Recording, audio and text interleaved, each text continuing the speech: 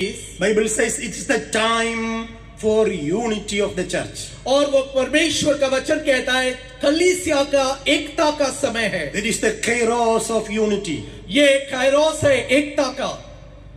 And again further when you read, और आगे जब हम पढ़ते हैं Luke 21:36, लूका 21:36 और 36 में लिखा है, it is a time to pray and watch for the second coming of Jesus. ये समय है प्रार्थना करें और उसके दूसरे आगमन के लिए हम रास्ता देखें. It is a time for waiting and watching, praying for the second coming of Jesus. ये वो समय है कि जब हम रुके रहे, प्रार्थना करें और प्रभु के दूसरे आगमन के लिए तैयारी By the करें. grace of God, परमेश्वर के अनुग्रह से under the leadership of our moderator, हमारे मॉडरेटर साहब के लीडरशिप के अंतर्गत we had a synod level fasting prayer हम सीनेट लेवल की उपवास और प्रार्थना रखी थी in the last week पिछले हफ्ते में.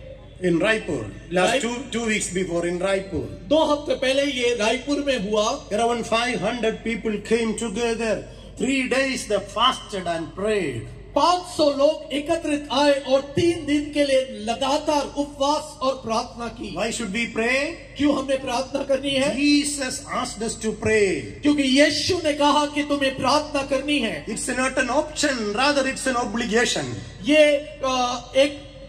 ये हमारे लिए एक जिम्मेदारी है और इसको हमको करना है. It's a time for continuous repentance. और ये समय है कि हम पश्चाताप करें. It's a time of reformation. ये समय है कि हम अपने आप को नया करें. It's a time of revival. ये समय है कि हम अपने आप को संजीवित करें. The question is, तो प्रश्न ये है, how do we respond to these kairos moments? हम इन कायरोस के समय को कैसे प्रतिसाद देते हैं? We read in from Mark 1:15. Mark इसका पहला अध्याय और 15 वचन. Like Jesus said, the time has come. यीशु मसीह कहते हैं कि समय आ चुका है. The kingdom of God is at hand. परमेश्वर का राज्य नजदीक है. So repent and believe in the gospel. और कहता है पश्चाताप करो और वचन पर विश्वास करो. The time, the kairos is fulfilled. Kairos जो है ये पूरा हुआ है. The kingdom of God is at hand. परमेश्वर का राज्य निकट है. So what should we do? मैंने क्या करना है? Repent. पश्चाताप करो. समय पूरा आ है, समय पूरा हो चुका है और परमेश्वर का राज निकट आ गया है. मन फिराओ और सुसमाचार पर विश्वास करो. मन फिराओ. Repent.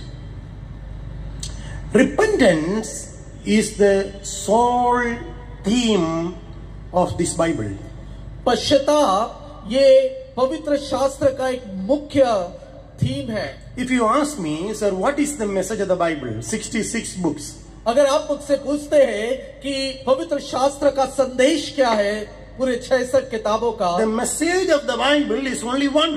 और ये पवित्र शास्त्र का केवल एक ही संदेश है. All the Old Testament prophets सारे पुराने नियम के भविष्यवक्ता said only one thing. एक ही बात उन्होंने कहा. Look upon Isaiah. यशायाह को देखिए. Look upon Jeremiah. यिर्मयाह को देखिए. Ezekiel. Daniel. Joel. Hosea. Look upon anyone. किसी की भी और देखिए. They said only one thing. एक ही बात है. What they said? ये क्या कहा उन्होंने? Repent. पश्चाताप करो. Come back to God. परमेश्वर के पास वापस आओ. Yahweh is calling you. यहोवे आपको बुला रहा है. Come back to Yahweh. यहोवे के पास वापस आओ. They had only one message. एक ही संदेश था. All the Old Testament prophets said only one thing. पुराने नियम के भविष्यवक्ताओं ने एक ही बात कही. We will come to the New Testament. और नए करार में जब आते हैं, Who was the first preacher in the New Testament? नए करार में पहला प्रचारक कौन था? The first preacher in the New Testament was John the Baptist. और पहला प्रचारक नए नियम में यूहन्ना बपतिस्मा करने वाला था. Hello? What did he preach? क्या प्रचार किया? Matthew chapter 3 verse 2. मत्ती 3:2 में कहा. What John the Baptist preached? यूहन्ना बपतिस्मा करने वाले ने क्यों प्रचार किया? Repent. उसने कहा पश्चाताप करो, and bear fruits of repentance. और उसने कहा कि पश्चाताप के फल दिखाई दे। We will come to the second preacher in the New Testament. और दूसरा प्रचारक नए नियम का। Who was the second preacher in the New Testament? नए नियम में दूसरा प्रचारक कौन था? Jesus. Yeshu Masih. What did he preach? उसने क्या प्रचार किया? The same. उसी बात को, Repent. पश्चाताप करो। Who was the third preacher in the New Testament? तीसरा प्रचारक कौन था?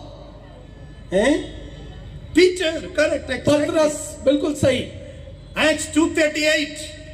Acts 2:38. प्रेरितों के काम दूसरा अध्याय और 38 वचन। What did he preach? क्या प्रचार किया?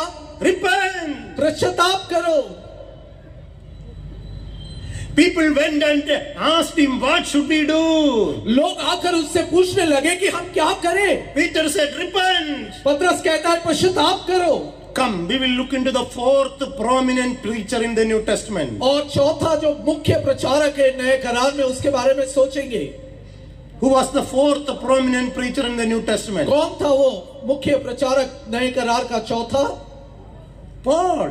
पौलुस। What did he preach? क्या प्रचार किया? Please read Acts 17:30. प्रेरितों के काम 17 अध्याय और 30 वचन। Please read chapter 20-21. 20-21 वचन को पढ़िए। Please read chapter 26 verse 20. 26 अध्याय का 20 वचन। All these verses say the same.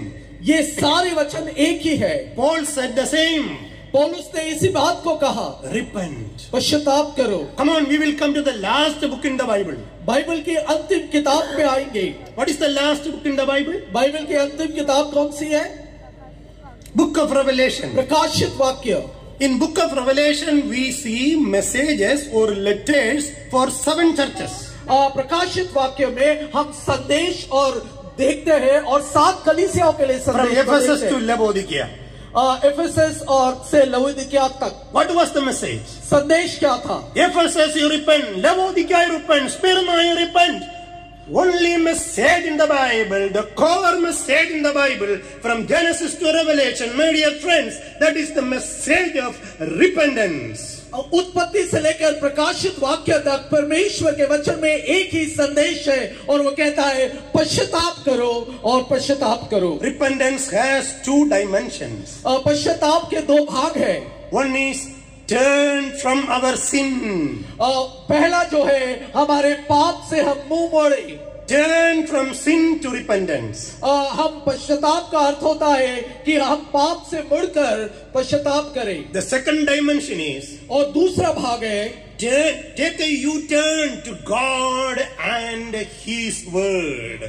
दूसरा भाग ये होता है कि यू टर्न लेना है, पूरी रीति से मुड़ जाना है परमेश्वर और उसके वचन की ओर। It's a transformation. और इसका मतलब है परिवर्तन। These days, आज इन दिनों में we will spend some quality time in prayer, my dear friends. Let the Holy Spirit transform us. हम कुछ अच्छा समय प्रार्थना में बिताएंगे ताकि पवित्र आत्मा हमारे अंदर परिवर्तन को लेकर के आए। We have a lot of times for seminars, discussions, study, reflections. But my humble request, we will also spend some quality time in prayer. Pray more and more. We depend upon God. Ask God, let Him reform us, transform us, and give us a heart of repentance. Let the Holy Spirit move. Let the Holy Spirit work among us. Only Holy Spirit can change you and me. हमारे पास काफी समय है seminar और बाकी चीजों के लिए, लेकिन मैं आपको ये आह्वान देना चाहता हूं कि पवित्र आत्मा को मौका दीजिए और प्रार्थना में अधिक समय को बिताए ताकि पवित्र आत्मा हम सभी से बात करे। Transformation. परिवर्तन, Change. बदलाव।